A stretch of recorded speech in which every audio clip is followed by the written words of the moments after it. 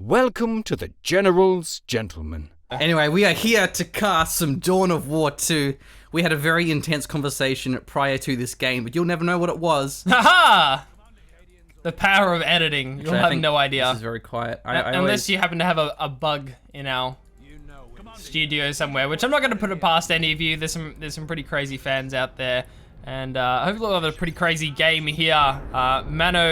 ManOnMars is going to be spawning in as our tech marine. I clearly picked the wrong player to intro. Yeah, and the great Cornholio, which I believe is a Beavis and Butthead reference.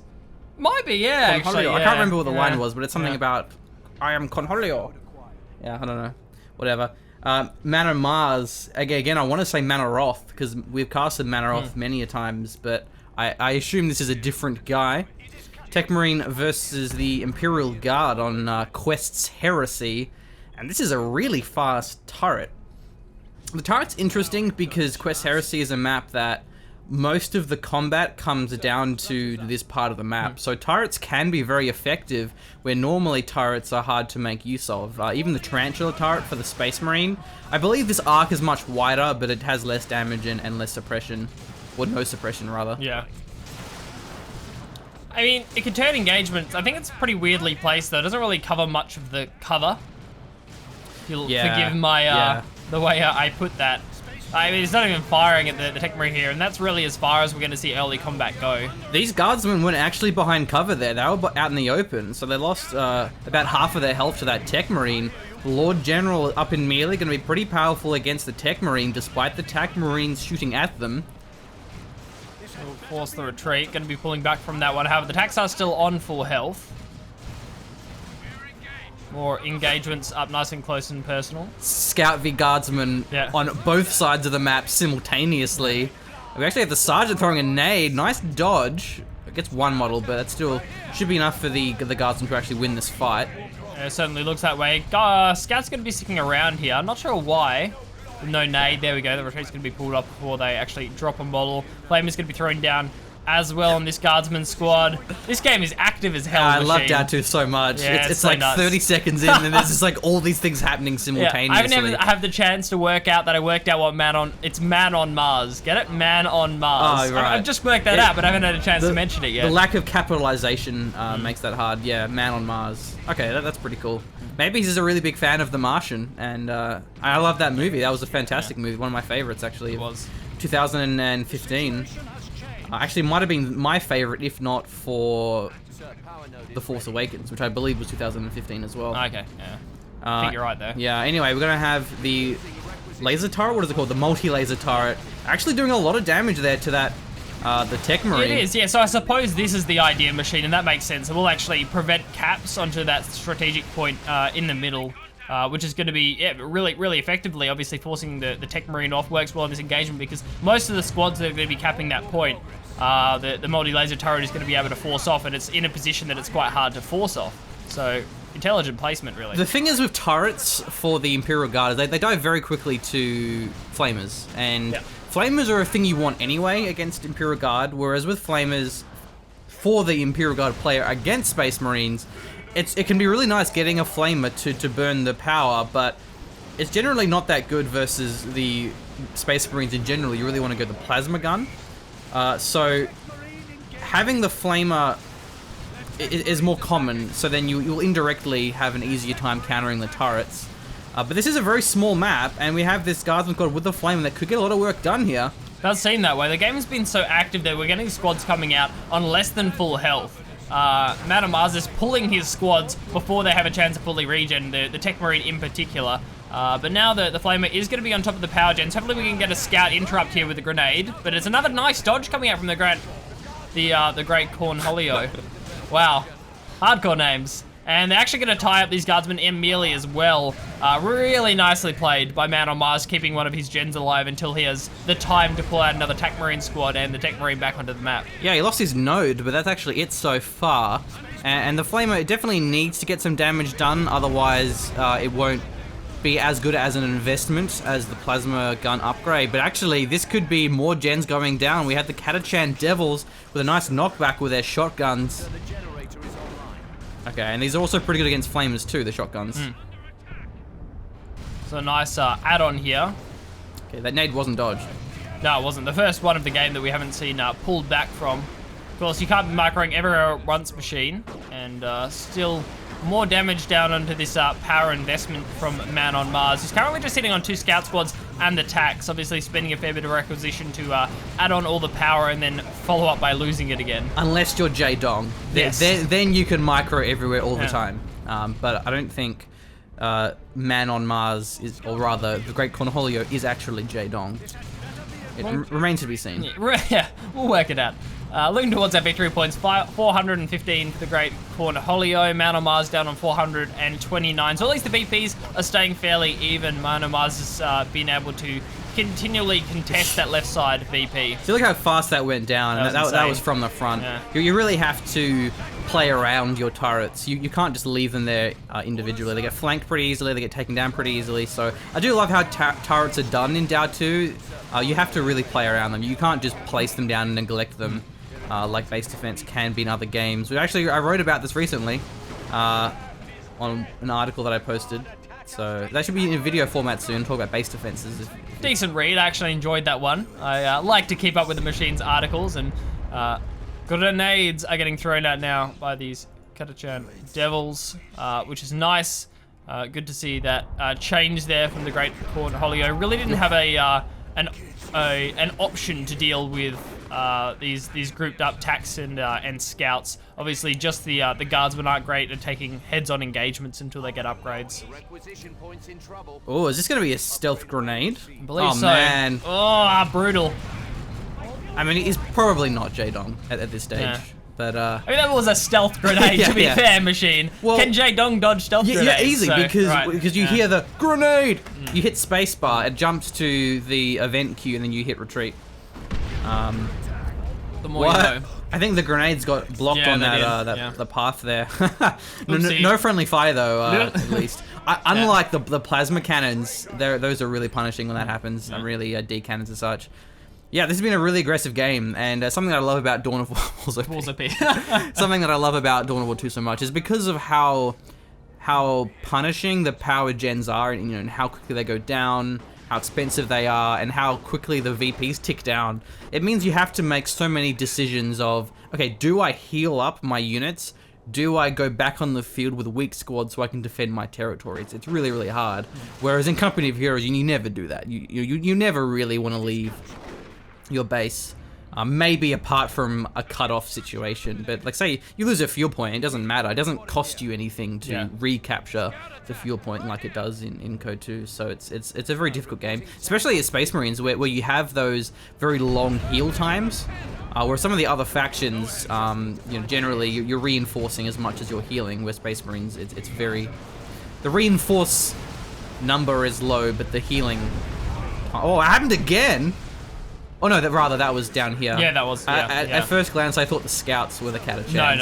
No. So that's going to be, I believe, 4 generators going down. Yeah.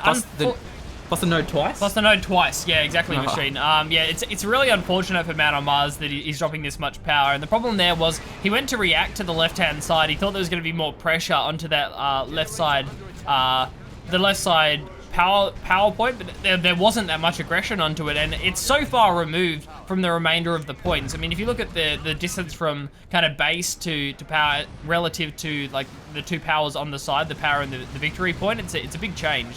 It's a big distance. Yep. So now we have the Chimera on the field. This could be second power gen going down though. So a nice little counter attack. The scouts should get it, I believe, if not the TAC Marine squad.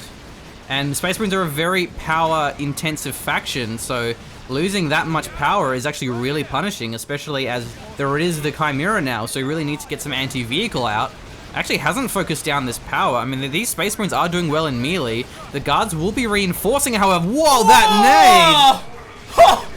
That's a dead squad now. That is a dead squad, machine. However, the rest of the Space Marines will be forced off the map, and I think before the generator went down, the Chimera... I suppose body blocking to some degree, giving the indication that the power gem wasn't going to go down there. But that nade was brutal.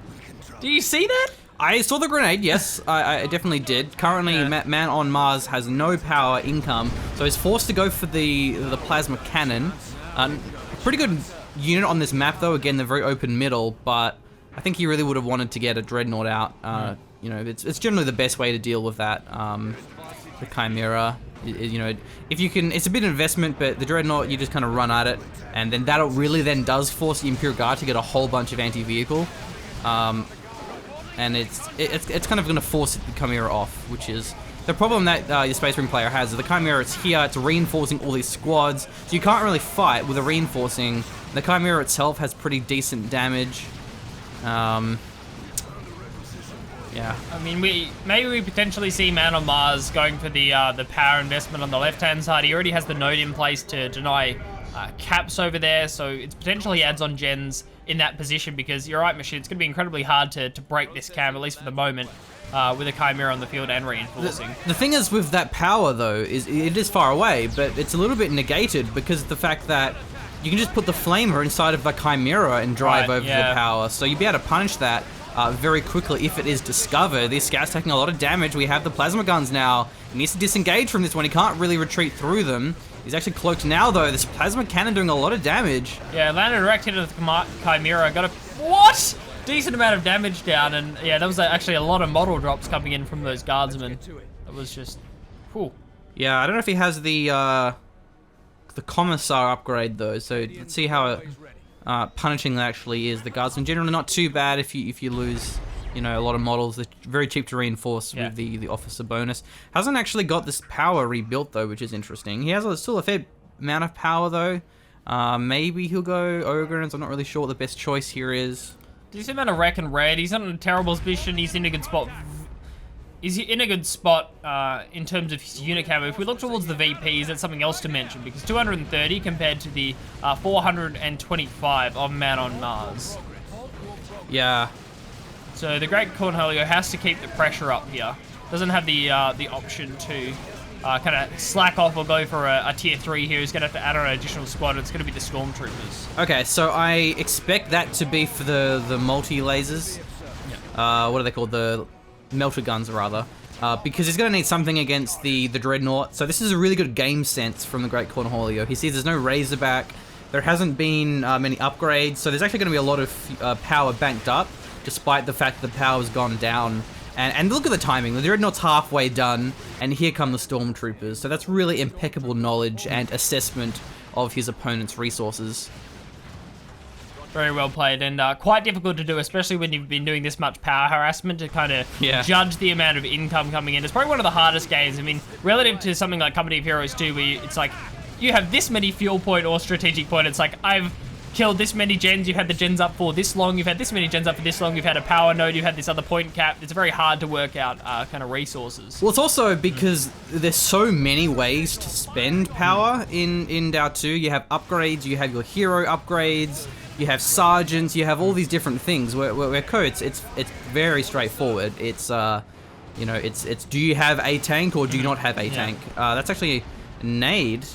And so the interesting thing is here, right? We don't have the melter guns that I thought it would be from the Stormtroopers. He actually went for the hotshot las guns, so the anti-infantry upgrade, and that actually is whoa, attack marines. Oof. Oh, the nades from the Catachans get the wipe. That was a really late retreat there, and he deserved to lose that. But ManOnMars in a lot of trouble now. But you know, at least Great Cornholio, he doesn't have any anti-vehicle. However, he is going for his tier 3, so I think he wants to hard counter this Dreadnought with a Lehman Russ. Sounds like it. Dreadnought is cannoned up, as we saw a bit of suppressing fire down in the middle. That's going to be forcing the Chimera and these other squads off. Will enable ManOnMars to secure another VP, keep the bleed going down onto the Great Cornholio. VPs are his greatest asset at this stage of the game. So another squad of scouts. ManOnMars wants to have the repairs, even though he actually has a tech marine as well. Maybe he's just worried about the VPs. He wants to have more capping. That's perhaps the threat as well. But he doesn't have any combat squads. He has 2 scouts, a Dreadnought, and the plasma cannon. So he definitely needs to get some sort of squad out. A squad to actually fight TAC Marines. It's going to be a hard time with this kind of support-oriented army, apart from the Dreadnought, is really going to be the focus of his army. The Tech Marine actually dodges the grenade there, so... But once this Lehman Russ comes out, he's going to be in trouble. Maybe we'll have to see a Devastator with the las cannon. That was pretty effective. Yeah, a decent amount of bleed coming out. Really nicely placed ability. These... Ooh. Stormtroopers are actually taking a fair bit of damage here, but they should be able to deal with the guards. Sorry, the scouts, even up nice and close and nading personal. the Chimera, or maybe he was expecting the evac. That would have been very deadly if he timed that right. Dreadnought's going to be, I think, mealing the Chimera. There isn't any anti-vehicle here, so he can smack this about with his fist. Actually, he may lose this. He's going to punch it to death. The Chimera may be getting caught on the guardsman. Dreadnought easily able to take that one out, machine. Yeah, I don't know why he lost that. Maybe he just wasn't watching.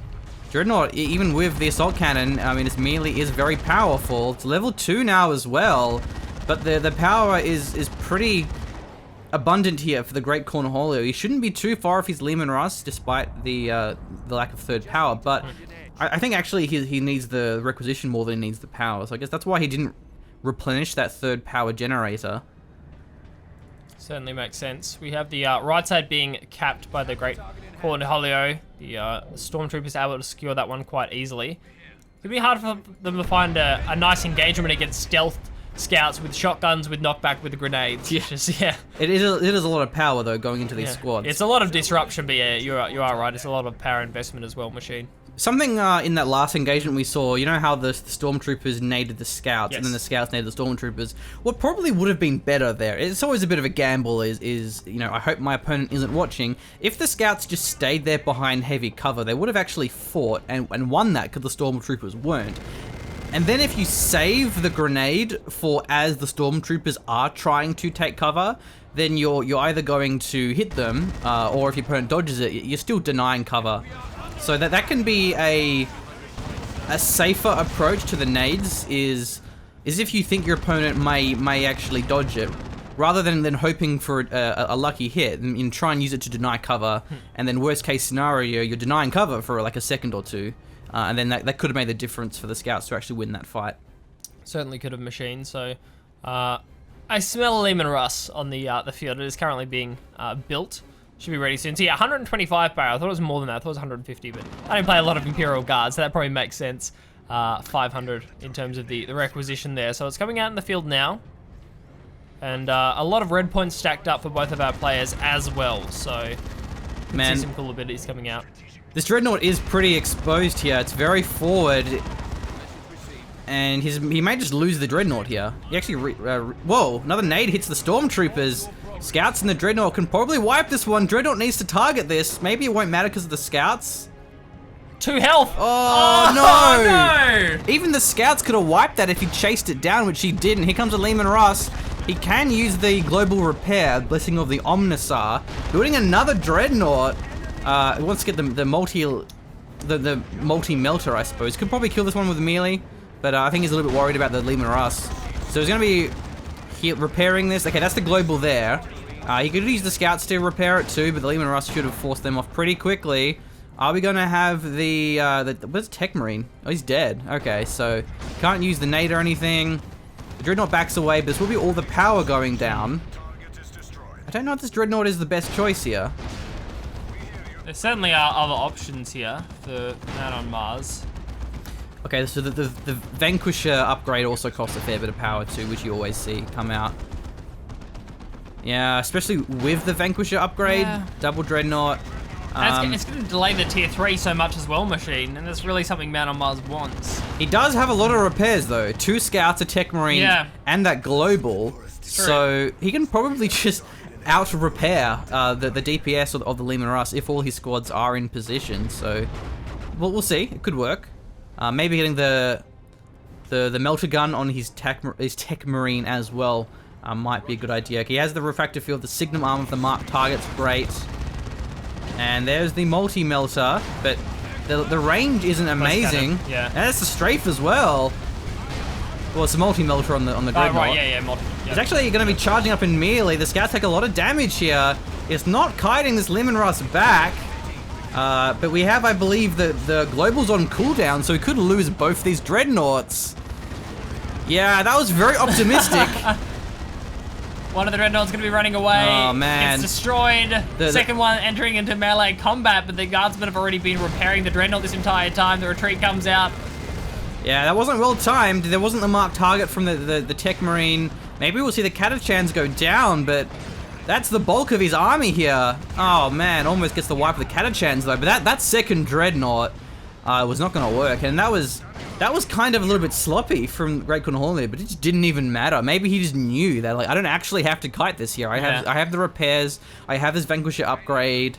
I think he needed to get a las cannon Devastator, or maybe just at least try and use the Tech Marine with the melted gun with the grenades. Maybe that's actually the game over.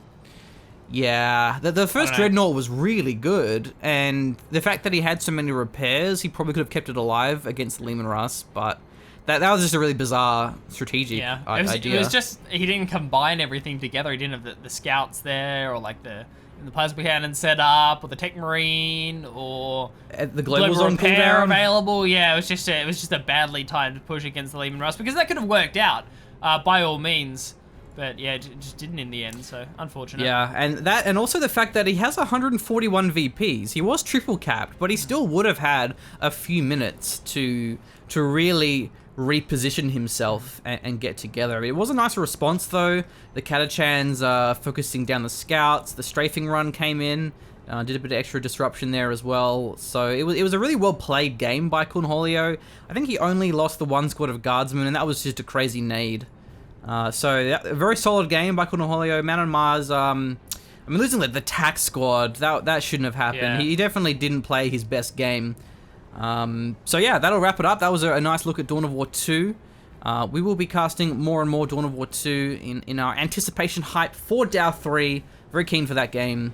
And if you do want to support the channel, if you're a big fan of what we do, then do consider backing us on Patreon, since we are doing YouTube full time, and we do need the funds to keep the momentum rolling.